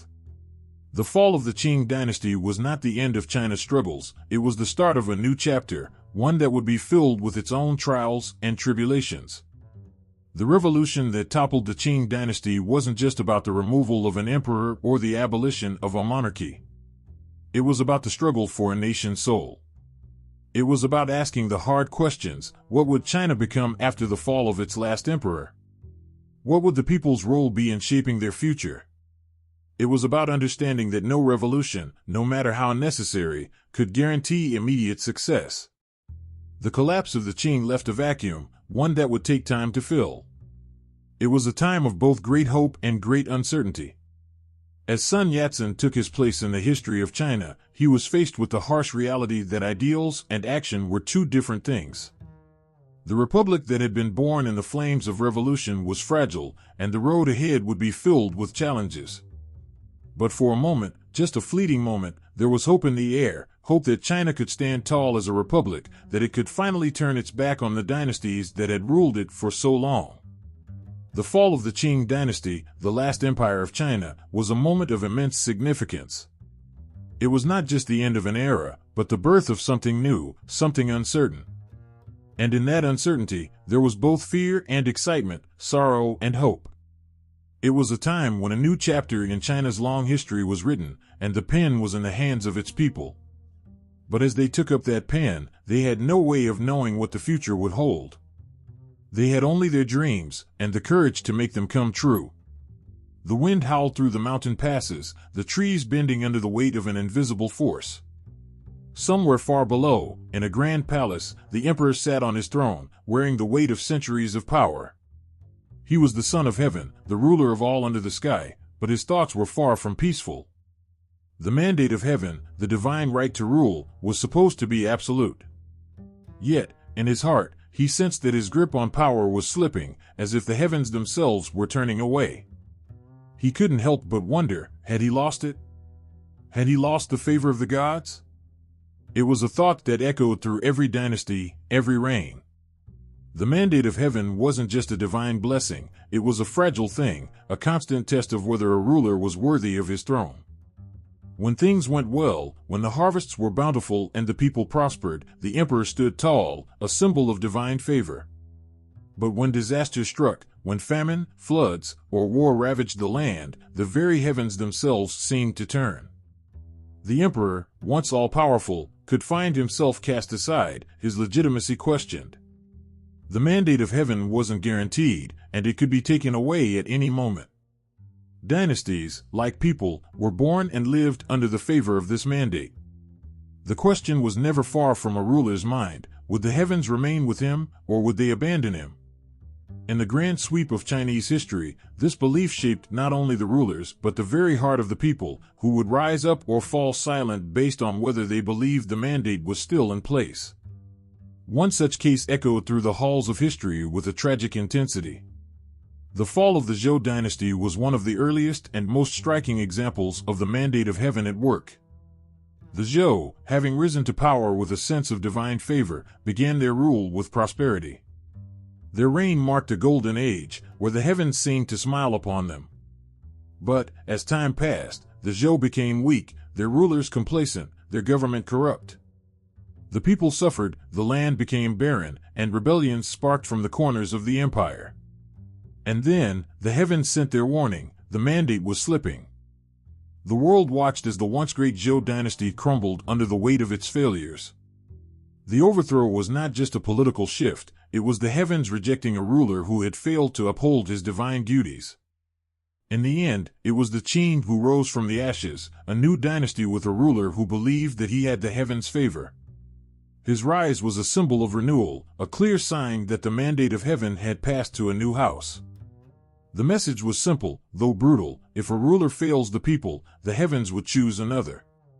But this idea, this belief in divine favor, did not remain confined to the distant past.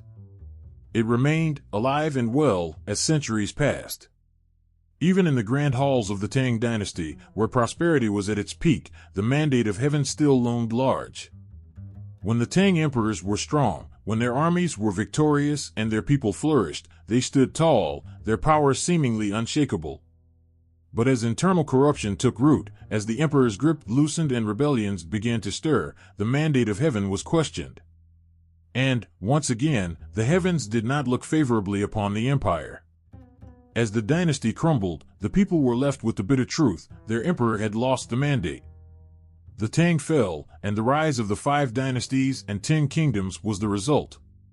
New rulers would rise, each claiming the mandate for themselves, and each hoping that the heavens would smile upon their reign. The mandate of heaven also influenced the lives of the peasants. In times of peace and prosperity, the people could turn their attention to their daily lives, farming, trading, and raising families. But in times of strife, when natural disasters struck or oppressive taxation drained their resources, the mandate of heaven became a powerful force that stirred the hearts of the people. Rebellion was not just a political act, it was a moral one. If a ruler had failed, the people had the right to rise up and seek a new one who would govern justly, with the heavens on their side. The Yuan dynasty, under the Mongols, was a striking example of this. Kublai Khan, the ruler of the Mongols, had come to China with his army and established the Yuan dynasty. He, too, believed he had the mandate of heaven. But the Mongols, though powerful, faced immense challenges.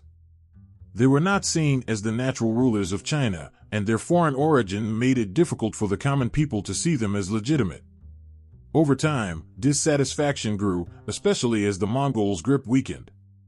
The mandate of heaven, it seemed, had passed them by. The collapse of the Yuan, replaced by the Ming dynasty, was another example of how power was tied to the heavens. The Ming dynasty, founded by Zhou Yuanzhang, arose out of the ashes of rebellion. The Mongol rulers, having lost the favor of the heavens, were overthrown, and a new emperor took the throne, one who was seen as more in tune with the needs and desires of the people. The heavens had chosen him, or so it seemed. Under his rule, the mandate of heaven was restored, and prosperity followed. The dynasty flourished, and for a time, it seemed that the heavens themselves were smiling upon the new order. But as history proved time and again, the mandate of heaven was not easily held.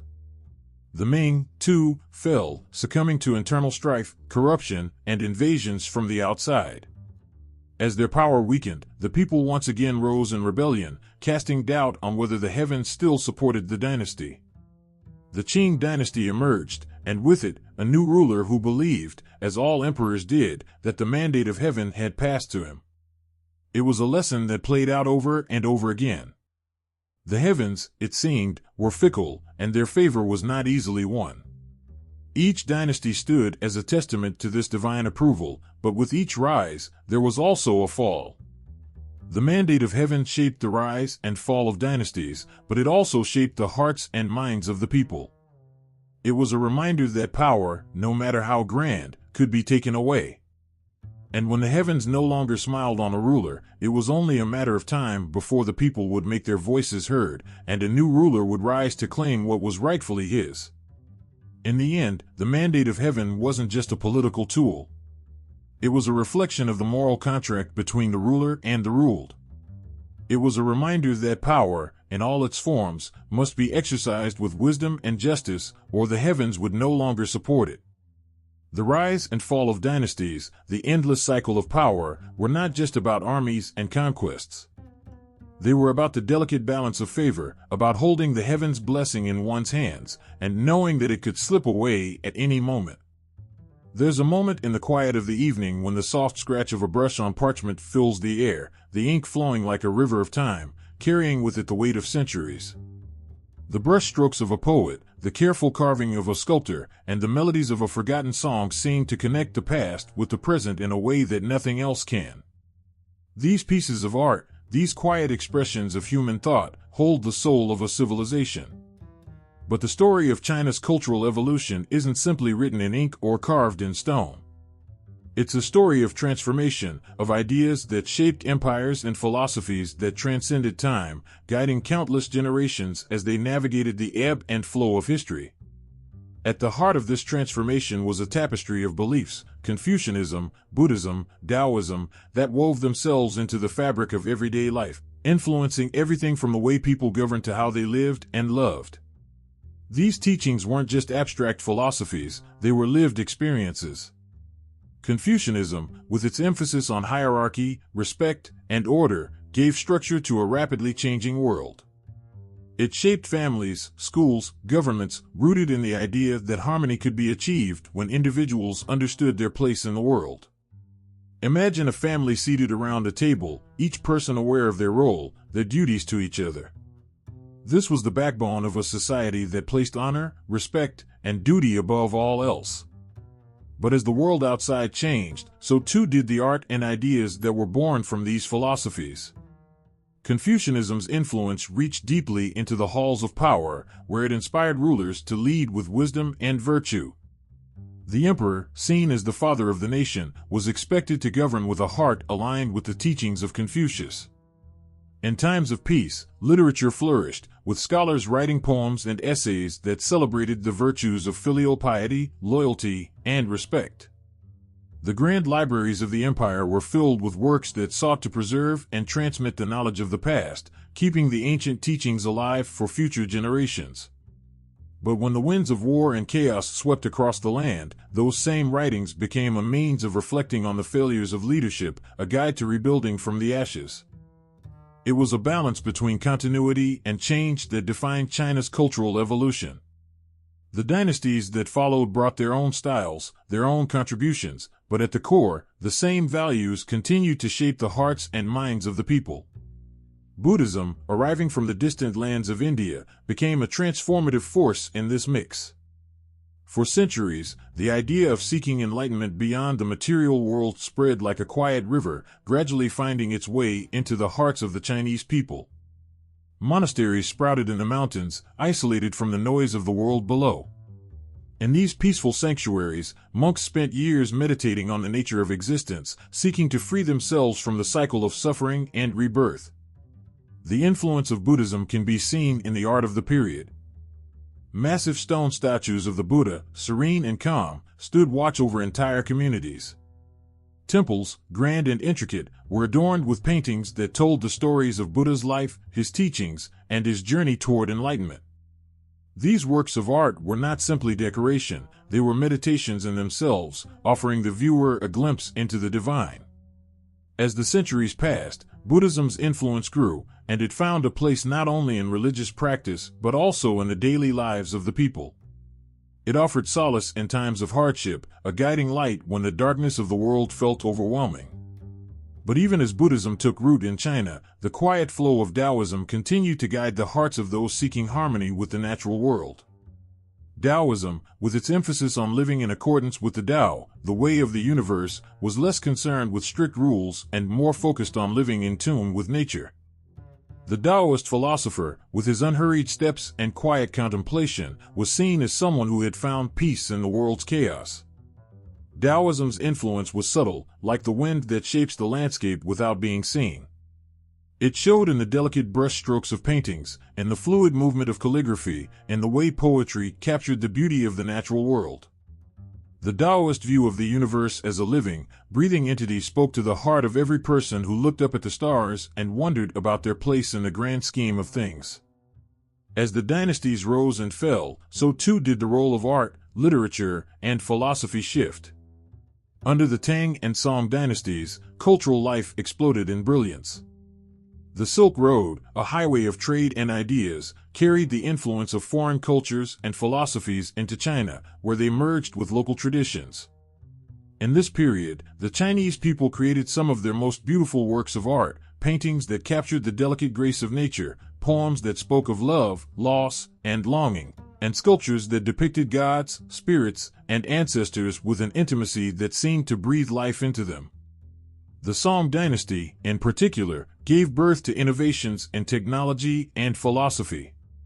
Scholars in the imperial courts studied the classics and debated the ideas of Confucius, Buddhism, and Daoism. It was a time when intellectuals tried to harmonize these teachings, crafting a new synthesis that would come to be known as Neo-Confucianism.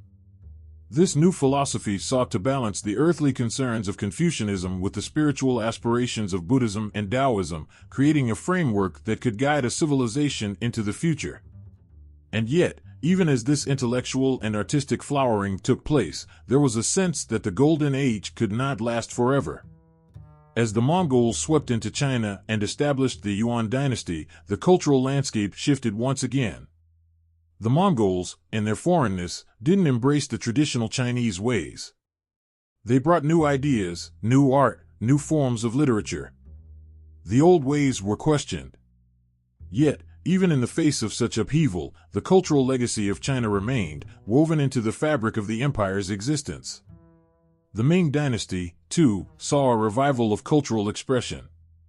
Zhang Yi's voyages across the seas left their mark on Chinese culture, bringing back stories of distant lands and strange peoples. The arts flourished once more, with a new emphasis on restoring Chinese traditions and making them resonate with the people. But the challenges of maintaining a dynasty weighed heavily on the shoulders of rulers, and the ebb and flow of power meant that even in the midst of cultural vibrancy, there was always an underlying uncertainty. And so, the story of Chinese culture is one of constant evolution, a tapestry of beliefs, art, and literature that has shifted, reshaped, and reinvented itself over millennia.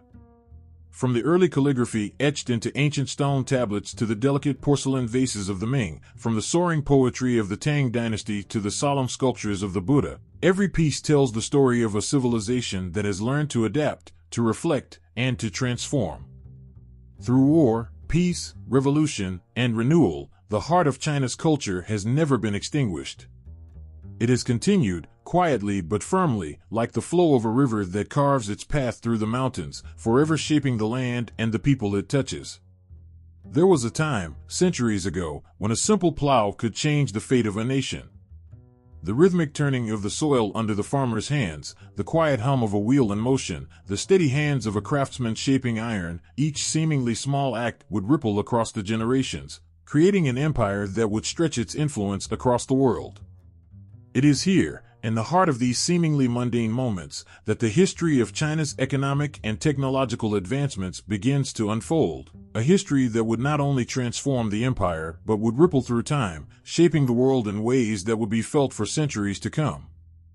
The land that China occupied was vast, stretching from the fertile plains in the east to the rugged mountains in the west. To feed its ever-growing population, the country's farmers developed methods of agriculture that would become the foundation of not only the empire's strength, but its very survival. When the first emperors rose to power, they inherited a land that had long relied on rice and millet as its staple crops. But it wasn't enough simply to grow food, it was about learning to harness the land itself. New irrigation techniques were developed to bring water to the driest fields, and terracing allowed crops to flourish on the mountainsides. These innovations ensured that no matter the season, the land would give back, yielding enough to feed millions. The Chinese had a way of understanding their relationship with the earth that was both pragmatic and spiritual. Farmers worked in harmony with the cycles of nature, learning when to sow and when to harvest, their eyes turned to the sky, watching the seasons change as they had for generations. Yet even as the land prospered, the people looked to the horizon for other kinds of advancements. The birth of industry was not some distant dream but a growing reality. In the ancient forges of China, blacksmiths hammered iron into tools, weapons, and even the simple nails that would hold together the great palaces and walls. The Song Dynasty, in particular, saw the rise of iron and steel production that would rival anything seen in the West. The forge fires burned bright, and the echoes of the hammer were the heartbeat of an empire in motion. But it was not just the iron that made China stand apart, it was the way they turned that iron into something greater. By the time the Song Dynasty had risen, the empire had perfected the art of casting iron into intricate molds, producing everything from farm tools to sophisticated weapons. The results of these efforts were staggering, creating an economy that could not only sustain itself, but could also trade with distant lands, reaching out to places across the Silk Road and beyond. The finest porcelains were sought after by kings and emperors, and the art of Chinese pottery would become a symbol of sophistication and wealth across the globe. In the bustling marketplaces of Hangzhou and Beijing, merchants would sell silk, tea, and fine goods, reaching across the known world. The Silk Road, an ancient trade route that stretched from China to the Mediterranean, brought not just goods, but ideas, cultures, and technologies. China became both the heart and the hub of a world connected by commerce, stretching its influence across continents, shaping the world in ways that no one could have predicted. As the empire continued to evolve, so did the role of the emperor. During the Ming Dynasty, the need for defense and infrastructure grew. And so, the massive undertaking of the Grand Canal was born, a feat of engineering that connected the northern and southern parts of the empire, allowing goods to flow more freely. This unprecedented feat of construction not only brought prosperity to the heart of China, but also helped create a sense of unity that the empire had never known before. It was a project that demanded innovation, from the techniques used to build the canal to the methods employed to maintain it. The Grand Canal's completion was a symbol of China's mastery over the land and its ability to transform its environment to meet the needs of its people. And yet, amidst all these advancements, the technology that would eventually shape the modern world lay just beneath the surface. The invention of paper, one of China's greatest gifts to humanity, would serve as the foundation for learning, communication, and the spreading of knowledge across the globe. It was from this humble invention that printing would eventually emerge, and with it, books, literature, and the written word would travel faster than ever before. The impact of this innovation cannot be understated. It was a tool that would change the face of education, religion, and politics. It was paper that would carry the thoughts of philosophers, the ideas of reformers, and the messages of rulers to every corner of the empire and beyond. But even as China's inventions and innovations spread, the empire's vulnerability became apparent. Despite the technological advancements, the empire could not always defend itself against the forces outside its borders. The Mongols swept through, changing the course of history. But even under Mongol rule, China's technology continued to shape the world. The Pax Mongolica, the period of relative peace and stability under Mongol rule, allowed the flow of ideas and inventions to reach parts of the world that had previously been closed off. It was during this time that the printing press, gunpowder, and even the compass made their way to Europe, forever altering the course of global history. Through the ages, China's technological advancements were like a river that wound its way through the landscape of history. Sometimes, the river was calm, gently feeding the land and its people. At other times, it surged forward, breaking down barriers and pushing the world toward new horizons. But through it all, the ingenuity of China's people remained constant, a reminder of the power that comes from understanding the land, the people, and the world. These advancements were not simply tools, they were the lifeblood of a civilization that would shape the world in ways that few could have foreseen. A cold wind sweeps across the northern plains, biting at the faces of those who stand at the edge of a mighty wall, one that stretches beyond the horizon. The Great Wall of China, a feat of human determination and craftsmanship, looms tall, a sentinel guarding the empire's borders against the unknown. From its towering heights, the warriors gaze out across the vast emptiness of the steppe, knowing that their fate, and the fate of their people, depends on what lies beyond. Every stone in the wall holds the memory of those who built it, fought beneath it, and died defending it. It is not just a structure of stone and earth, but a symbol of an empire's struggle for survival in a world where the threats were as endless as the sky. China's foreign relations were not simple matters of diplomacy or trade.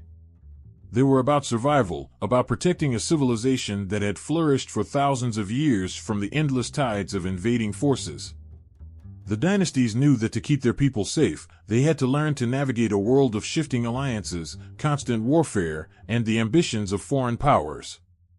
The Great Wall was but one of many strategies devised over the centuries to defend against the nomadic tribes to the north, from the Xiongnu in the Han Dynasty to the Mongols under the Yuan.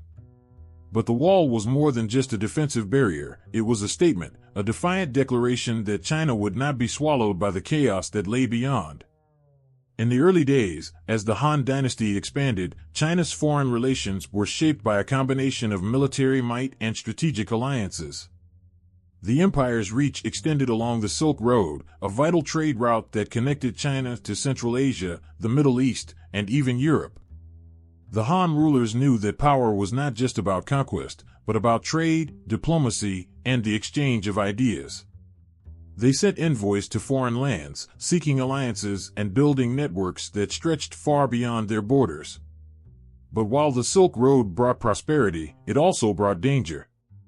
The Parthians, the Kushans, and the Romans, nations of the West, were never far from the empire's thoughts. These distant peoples, with their strange customs and foreign ways, would be as much a part of China's destiny as its closest neighbors. Yet, even as China stretched its influence outward, its most pressing concern was always the people just beyond its northern frontier. The nomadic tribes that roamed the vast steppes of Central Asia were fierce, mobile, and relentless. The Han rulers knew that the greatest threat to their empire lay not in the kingdoms across the sea but in the tribes that could strike at a moment's notice. The Xiongnu were their constant adversaries, raiding the northern borders, demanding tribute, and testing China's strength. The answer came in the form of military tactics that would evolve over the centuries, with China adapting its strategies to confront this ever-present threat. The military prowess of the dynasties was as much about innovation as it was about tradition. The Han Dynasty, with its disciplined armies and skilled generals, laid the foundation for what would become an ever-evolving military machine. The Chinese were masters of both siege warfare and cavalry tactics, and their armies would march to the rhythms of war, their banners flying high against the dark skies. But it was not just in battle that the Chinese excelled, it was in the art of diplomacy. The Great Wall, though a symbol of military might, was also a symbol of China's commitment to peace through strength. It wasn't just a defensive structure, it was a way of saying to the world, "This is where we stand. This is where we draw the line." As time passed, the dynasties of China found themselves facing new threats from beyond their borders. The Mongols, under Genghis Khan, would prove to be the greatest challenge. They came sweeping down from the north, unstoppable, their cavalry a blur of terror across the steppes. The Mongol horde, with its ferocity and speed, tested the strength of the wall itself. In the face of such a threat, the rulers of the Song, Yuan, and Ming dynasties found themselves struggling to defend their land. The wall, which had stood as a symbol of security for centuries, began to seem more like a fragile barrier against an unstoppable force. And yet, even in the face of the Mongols, China would adapt. Military tactics evolved, as Chinese generals learned to counter the speed and maneuverability of Mongol horsemen with their own form of warfare. The Mongol invasion was not the only challenge, however. There were the Western powers, foreign traders, missionaries, and diplomats who sought to enter China's markets to spread their influence and their religion. China's response to these foreign incursions was often one of cautious engagement. The Tang Dynasty, with its cosmopolitan culture, opened its doors to foreign traders and scholars. The Song Dynasty, too, welcomed the exchange of ideas. But even as China sought to embrace foreign influence, it never let its guard down. The country's rulers knew that the flow of foreign goods and ideas could bring prosperity, but it could also bring danger. The Opium Wars, fought in the 19th century, would be a painful reminder of how vulnerable China was to the forces of the West. In the years that followed, China's foreign relations would be tested time and time again. The Manchu rulers of the Qin Dynasty, who would eventually unify the empire under their banner, found themselves constantly balancing diplomacy with military strategy. They expanded China's borders to their greatest extent, pushing into Tibet, Mongolia, and even parts of Central Asia. The Manchus understood the need for strength, but they also recognized the importance of diplomacy. They knew that a stable empire was one built on both military power and the careful negotiation of foreign alliances. As China's borders expanded and contracted over the centuries, one thing remained clear: foreign relations were as much about strategy as they were about survival. The Great Wall, a symbol of China's resilience, stood as a reminder that the empire was always ready to defend itself. But it was also a symbol of the careful balance between military power and diplomacy. In the shadow of the wall, China's rulers understood that foreign relations were not just about building walls to keep enemies out, they were about understanding when to fight, when to negotiate, and when to look beyond the borders for opportunities. China's military strategy, evolving over the centuries, would shape the course of its history. It would determine not only the survival of the empire, but the way in which it interacted with the world. The Great Wall would stand as a lasting symbol of this enduring struggle, a monument to the strength, the determination, and the adaptability of an empire that refused to be broken. A quiet breeze stirs the ancient stones of the Forbidden City. Underneath its red-tiled roofs and carved dragons, one can almost hear the whispers of emperors long gone. These whispers are not just echoes of a distant past, they linger in the hearts and minds of modern China.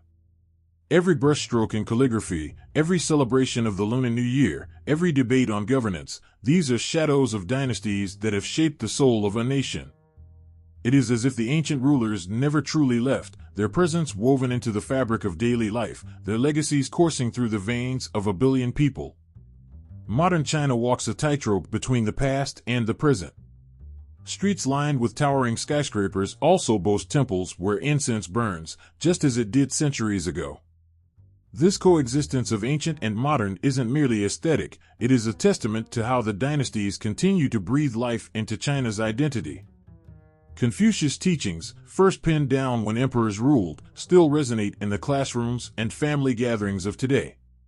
His emphasis on filial piety and social harmony forms the invisible framework of Chinese society, a living link to an era when scholars were revered and emperors sought the wisdom of sages. The political ideals of imperial China have also left their mark. The concept of centralized authority, perfected during the Qin and Han dynasties, echoes in modern governance. Even today, there is a deep-seated belief in unity, stability, and the strength of a cohesive state. The Chinese Communist Party, in its own way, channels the spirit of the emperors who once brought order to a vast and diverse land. The bureaucratic systems that function like clockwork in modern China owe much to the intricate hierarchies established during the dynasties, when officials were meticulously trained to serve the people and the empire. The Great Wall, now a marvel admired by millions of visitors, is more than just a relic of ancient engineering, it is a symbol of resilience. For centuries, it guarded the empire's borders. Today, it reminds the nation of its ability to stand firm against challenges. When Chinese citizens gaze upon the wall, they see not just the toil of their ancestors, but also their own strength and endurance. It is a silent, immovable witness to the unbroken chain of history that binds past and present. The cultural expressions of ancient dynasties continue to bloom in the modern era, like lotus flowers that rise from murky waters to face the sun. Classical poetry, the kind penned by Tang dynasty greats like Li Bai and Du Fu, is still cherished and recited. Their words, laden with emotion and wisdom, strike a chord with those navigating the complexities of modern life. In the brushstrokes of calligraphy, one can feel the energy of the Song and Ming artists, their rhythm and flow passed down to contemporary practitioners who hold their tools as if connecting directly to the past. Even on the global stage, China carries with it the legacies of its dynasties. The Silk Road, once a path for traders carrying silks and spices, now finds its reflection in China's Belt and Road Initiative. The spirit of commerce and connection that flourished under the Tang and Yuan dynasties is reborn in new forms, reminding the world of China's age-old role as a nexus of culture and trade. The philosophies of Buddhism, Daoism, and Confucianism, cultivated and expanded under imperial rule, remain central to the way many Chinese think and live. Meditation practices rooted in ancient temples have found their way into modern mindfulness movements, while Taoist principles of balance and harmony influence everything from architecture to medicine. These traditions ground people in an increasingly fast-paced world, offering them a sense of calm and continuity amidst the rush of progress. The martial arts of Shaolin monks, perfected under the watchful eyes of emperors, inspire not only physical discipline but also spiritual growth. Modern practitioners of Kung Fu, whether in Beijing or New York, move with a grace that feels timeless, as if channeling the spirits of warriors from the Han or Ming eras. These arts, once a necessity for survival, have transformed into a bridge between cultures, uniting people across borders with their shared beauty and power. Yet, the legacy of the dynasties is not confined to monuments, philosophies, or traditions, it lives in the people themselves. The stories of rebellion and reform that punctuated the rise and fall of dynasties inspire a modern sense of perseverance. The courage of those who stood against tyranny, who dreamed of justice even when the odds were against them, resonates in the hearts of those who continue to fight for progress. It is in the Lunar New Year celebrations, where red lanterns glow and dragon dances weave through the streets, that the spirit of the dynasties is most vibrant. These traditions, rooted in ancient beliefs about fortune and renewal, bring families together, just as they did centuries ago. In every dumpling shared, and every firecracker lit, there is a quiet homage to ancestors who once celebrated under the same moon. For all the grandeur of the past, there is an intimacy to its legacy, a sense that it belongs not only to the nation but to every individual. The dynasties were not faceless institutions. They were made up of people, farmers, scholars, artisans, and soldiers, whose dreams and struggles are mirrored in modern lives.